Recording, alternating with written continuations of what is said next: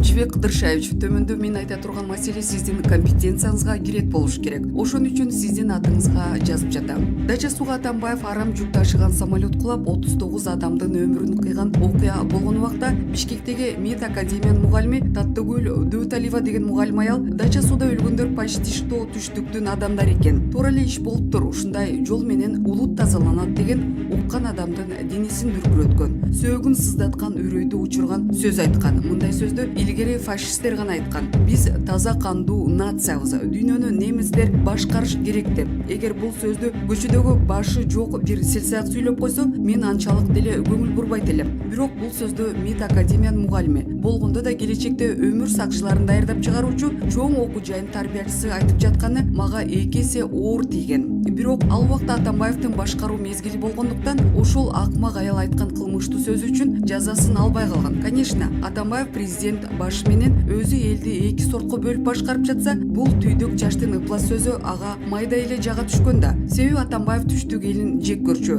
Сөзүм кур болбосун үчүн Атамбаевдин көңүлүн ренжиткен таандык сөздөрүнөн цитата келтирип өтөйүн. Түштүктү бөлүп алып Ташиев президент Келдибеков премьер болуп башкара бергиле, же болбосо түштүктөгү баатыр энелерди обондор деп шылдыңдаганы ачык эле далил болуп берет. Азыр эми заман өзгөрдү. Эл башына чыныгы элдик лидерлер келди. Таттыгүл Дөталиеваны ошол убакта МИД академиядан чыгарышты дешкен. Бирок мындай сөздөр үчүн иштен айдап эле коюштун өзү туура эмес. Мындай сөз үчүн эркинен ажырата турган атайын статьялар бар экенин мен юрист болбосом да жакшы билем. Мүмкүн ал аял дагы деле бир чоң окуу жайда иштеп жаткандыр. Түштүк элине тишин кайрап коюп, анын кылмыш ишинин срок давности жок болуш керек. Так что ар ким айткан сөзү кылган кылмышы үчүн жооп берүүсү керек. Антпесек Таттыгүл, Сыдыман, Даниэль, Хансарайдагы сарттар кеткиле деген жугумдукорлор бир чекеден чыгыша берет. Мыйзамдын катуу жазасы гана элди бөлүп жарууну токтотот. Ушул нерсеге көңүл бөлүп койсоңуз, улутту ким булгап жатканын бир Кудай билет, дейт Шамурза Бөркулов өзүнүн Facebook баракчасын. Эл чындыкты билсин. Сен бизге керек эмессиң. Тажик мигранттары Эмомали Рахмонго ачык кайрылуу жасашты. Тажикстан мигрант болуп эмгектенип жүргөн жаштары президент Эмомали Рахмонго ачык кайрылуу жасашты. Бул тууралуу видео социалдык тармактарга тарады. Анда жаштар президентке нааразычылыгын билдирген. Биз мусулман болгонубуз үчүн күнөөлүүбүзбү? Коңшу өлкөлөр менен ынтымак жок. Алар менен дос боло албасак, сакал коюп жүрө албасак, мечитте же үйдө намаз окуй албасак, мигрант болуп жүрүп ата энебиздин жанына бара албасак, барсаң эле армияга алып кетет. Кыскасы, азыр алмурут гүлдөп турган мезгил. Чек-аралар жабык. Мөмө жемишти кимге сатабыз? Өзбекстан албайт. Мен 16 жашыман бери мигрант болуп жүрөм. Үйдө иш жок. Ата-эне мээримин көрбөдүк. Качанга чейин ушинтип жүрө беребиз. Биз президентти кетиришибиз керек деп кайрылган. Булак медиа центр. Тышкы күчтөрдүн калоосу менен бийликти алмаштыра берүү өлкө кызыкчылыгына шайкеш келбешин түшүндүкпү? Коңшу Тажикстандын согушту ачык жарыялабастан туруп Кыргызстандын чек-арасына куралдуу кол салуусу алдын ала пландалган аракет болгону күн санап ачыктала баштады. Муnuга дегенде эле тажик тарап чек-арага жакын аймактарында окопторду казып даярдыктарды көрүшкөнүнөн түшүндүк. Миномет, тиг учактар аркылуу Кыргызстандын куралсыз тынч жашап жаткан тургундарына ок жаадырышканы дагы бир факт. Алардын генералдарын кыргыз айылдарына кирип, кандайдыр бир пландарды түзүп жатышкан тастыктаган видео тасмалар да тарады. Бул да эл аралык коомчулуктун көңүлүн олуттуу бура турган жагдай. Ошентип Тажикстан жамааттык коопсуздук келишим уюмуна мүчө болуп турганда куралдуу кол салды. Бул уюмдун буга чейин кабыл алган келишимдерине, чечимдерине караманча каршы келет. Ошондой эле ар бир мамлекеттин суверендүүлүгүнө, коопсуздугуна коркунуч келтирбөө максатында кабыл алынган эл аралык нормаларды да бузду. Бир эле буунун уставына каршы келген аракет жасаганын белгилеп койсок болот. Буунун Генералдык ассамблеясынын 1974 жылдын 14 декабрында кабыл алынган резолюциясында агрессия бул мамлекет тарабынан башка мамлекеттин суверендүүлүгүнө,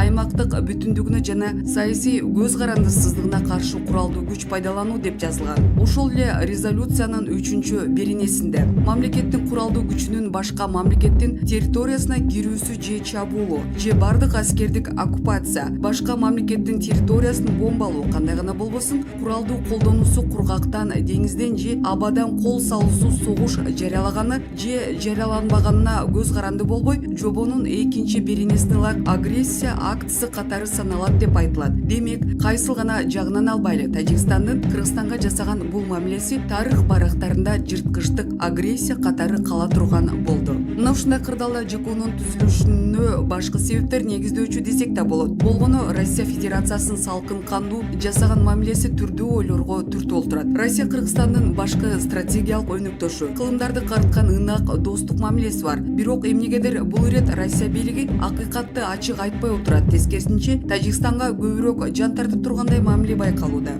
Быйыл улуу жеңиштин 76 жылдыгын утурлай Россияга Тажикстандын президенти Эмомали Рахмон барды. Эки өлкөнүн лидерлеринин жолугушуусунда Путин Тажикстандагы россиялык базаны күчтөнтүү тууралуу пикирин айтканында уктук. 9 майда Кызыл Аянтта өткөн парадка да Рахмон менен ээрчишип чыкты. Албетте, Кыргызстан дарегине эч кандай терс пикир айткан жок, бирок сыртын салып жатканын байкоого болот. Эгерде стратегиялык өнөктөш жана ЖКУда бирдей укуктагы мүчө мамлекет катары акыйкаттыкты айтуу ою бар болсо, анда Кыргыз-Тажик чек арасында куралдуу кармаш тууралуу ачык пикирин айтып коет эле. Куралдуу кол салуу ким тарабынан болгонун жана экинчи андай аракет жасалбашы керек экенин билдирип коюу укугу бар эле. Андай кадамды Владимир Путин жасаган жок. Анын ордуна Эмомали Рахмонду жеңиш күнүнүн алдында урмат сый менен кабыл алып чогуу парадка ээрчитип олтурат. Балким Россиянын Кыргызстанга карата мындай мамилеси учурдагы бийликке сыртын салуусу болушу мүмкүнбү? Интернеттеги социалдык түйүндөрдө ушул маанайдагы посттор, комментарийлер көп жазылууда. Балким Путиндин Кыргызстандын бийлик башына башка адамдын келүүсүн каалап жатканы болбосун. Эгерде маселе чындыгында эле ушундай болсо, анда биздин көз карандысыз мамлекет экенибиз кайсы? Стратегиялык өнөктөштүк, достук мамиле кайда калды? Кыргызстандын президенти Кыргызстандын шайлоочулар тарабынан шайланышы керекпи же Россиянын каалоосуна жараша болушу маанилүүбү? Качанга чейин Кыргызстан өз президенттерин тышкы саясий күчтөрдүн каалоосуна жараша алмаштыра бериши керек. Айтор терең ойлонуп жет өлчөп бир кесе турган учурга эми чындап келдик окшойт. Дүйнөлүк ири оюнчулардын колундагы жыгач куурчактай болбой, өз тандообузду, өз калообузду коргоп жана колдоп турсак гана толук көз карандысыздыгыбызды өнүгүү өсүүнү камсыздай алабыз. Эгерде ири оюнчулардын ишаратынан жасалган мамилесинен көз каранды боло берсек, анда өлкөбүздө эч качан стабилдүүлүк орнобойт. Өнүгүү дегенди таптакыр унутта калтырабыз. Булак медиа центр. Эл чындыкты билсин.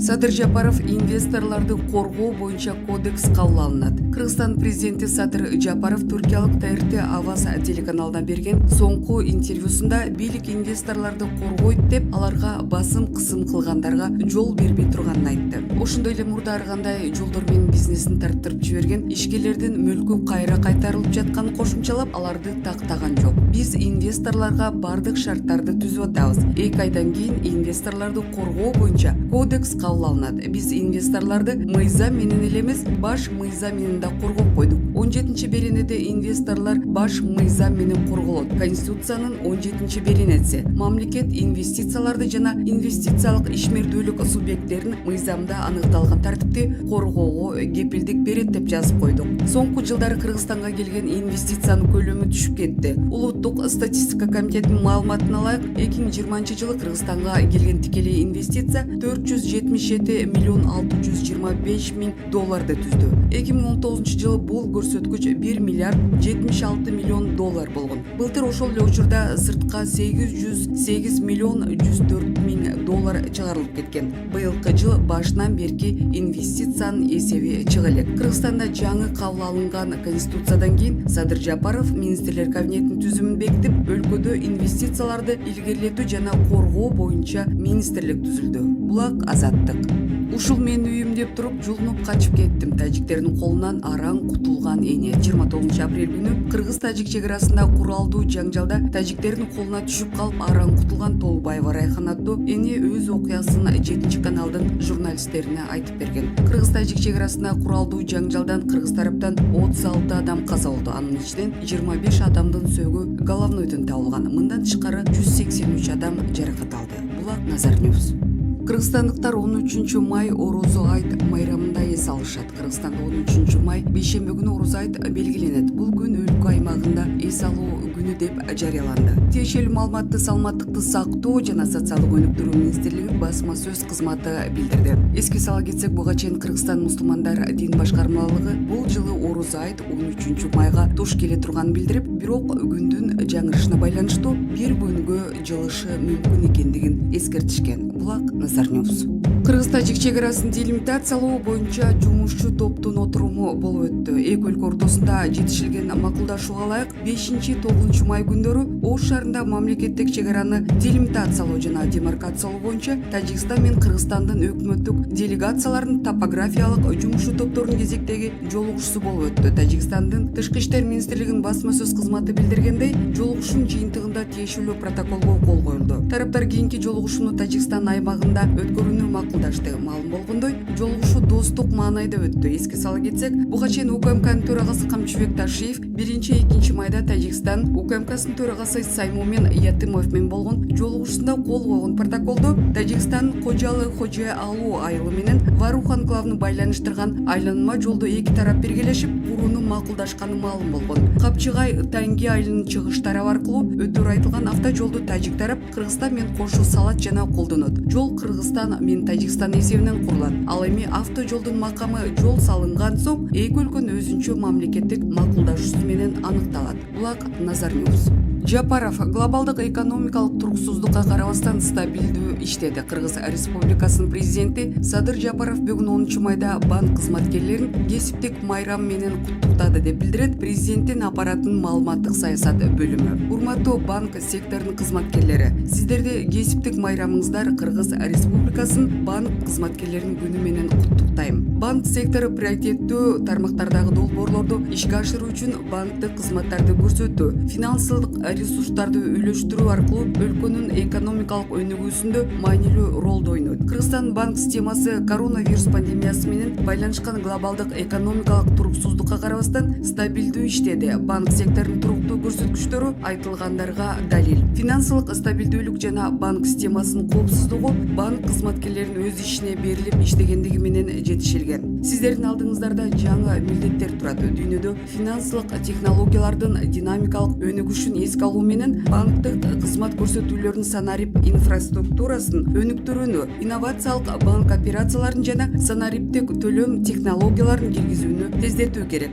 Экономикалык активдүүлүктү тез арада калыбына келтирүү максатында жеңилдетилген каржылоо, жарандарга жана ишкерлерге финансылык кызмат көрсөтүүлөрдү алуунун жолжолорун жөнөкөйлөтүү аркылуу экономиканын реалдуу секторун колдоо боюнча ишти активдештирүү зарыл. Сиздердин тажрыйбаңыздар жана билимиңиздер өлкөнүн банк системасын мындан ары өнүгүшүнө жардам берет деп ишенем. Сиздерге ден соолук, үй бүлөлүк бакубатчылык жана ишиңиздерге ийгилик каалайм. Булак медиа центр.